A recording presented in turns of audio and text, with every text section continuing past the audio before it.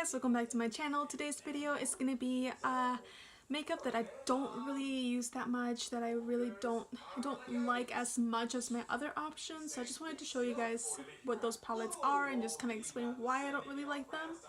So the first one is going to be surprising because Urban Decay is my favorite brand. It's nothing that it's wrong with the formula itself. It's just I don't really reach for these colors, and when I do reach for this palette, it's mostly just for this color right here. Other than that, I really don't reach for this palette at all, so I thought that I would include it in my not really reaching for. Next is this xkiliya palette. And the reason I don't really like this one is because it creases on my eyes. I think my eye shape isn't good for this kind of palette shadow formula. But again, the colors are gorgeous. Next is this Too Faced Cat Eye. And the colors, they just don't go with my skin tone, so that's why I don't really like it and really don't reach for it as often.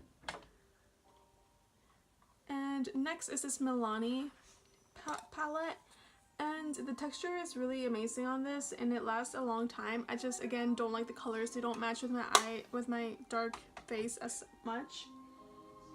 And then I have this e.l.f. highlighter that just doesn't do the job of highlighting at all. And then I have this Tarteist like lash taint, but it like, I don't know, it just like came empty and it doesn't really do much but like add color onto your eyelashes. I guess if you have like blonde eyelashes it would probably look good on you, but for me it's kind of just pointless to have.